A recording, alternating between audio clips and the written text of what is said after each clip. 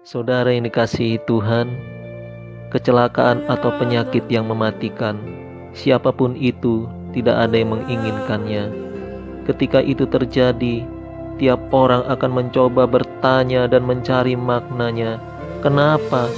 Bagaimana? Apakah Tuhan marah? Dan lain sebagainya. Tetapi itulah tipikal manusia, saudara, yang perlu tapi tidak diperhatikan, yang tak perlu dipertanyakan, malah justru digugat. Padahal yang paling penting dalam kehidupan kita adalah bagaimana kita menjalankan bagian kita, sehingga di dalam iman percaya kita sebagai orang Kristen bahwa kematian hanyalah sebuah cara kita menghadap Tuhan, entah lewat kecelakaan, entah penyakit menular, atau entah lewat apapun. Kematian hanyalah sebuah cara untuk kita mengakhiri hidup di dunia ini.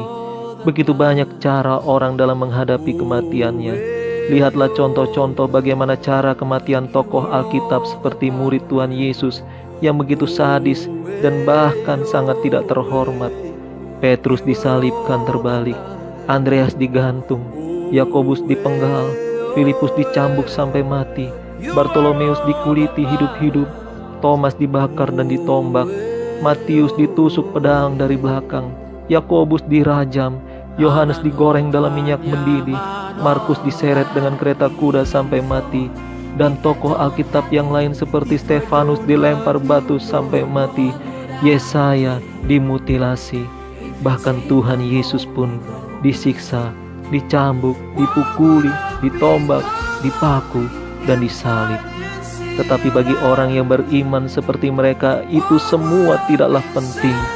Yang terpenting dan yang terutama adalah ada kehidupan kedua setelah kematian, yaitu kehidupan kekal, kehidupan yang sesungguhnya yang Tuhan sediakan, di mana tidak ada lagi air mata, tidak ada lagi kesedihan, dan tidak ada lagi kesakitan, yaitu di sorga yang kekal. Saudaraku, oleh karena itu, kalau kita melihat cara mati mereka, apakah kita pandang itu sebagai aib?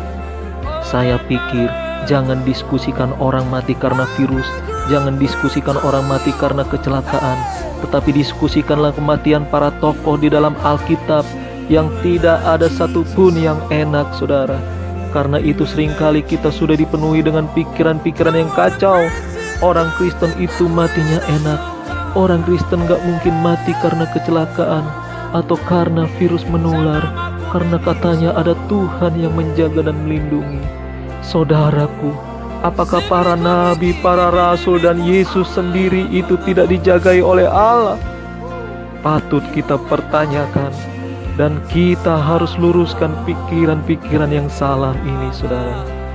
Saudaraku, seperti fenomena yang terjadi di hari-hari ini, bahwa banyak pendeta atau pastor yang meninggal karena virus corona, saya berani katakan ini bukan karena mereka terkena wabah penyakit sampar, bukan karena mereka kena tulah, tetapi sebaliknya, justru Tuhan mempersiapkan mereka mati martir untuk mengajarkan kepada kita semua bahwa pentingnya mempertahankan iman sampai akhir dan pentingnya kesetiaan melayani Tuhan sampai mati. Haleluya. Alkitab sudah mengatakan dalam Filipi 1 ayat 21 sampai 22, karena bagiku hidup adalah Kristus dan mati adalah keuntungan. Tetapi jika aku harus hidup di dunia ini, itu berarti bagiku bekerja memberi buah. Makna memberi buah adalah yang pertama, kita harus menjaga kekudusan, saudara. Dan yang kedua, milikilah kasih. Dan yang ketiga, milikilah kerendahan hati. Maka dengan ketiga hal ini, hidup kita akan menjadi berkat bagi banyak orang.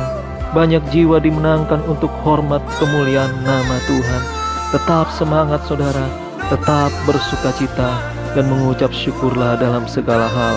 Tuhan Yesus memberkati kita semua.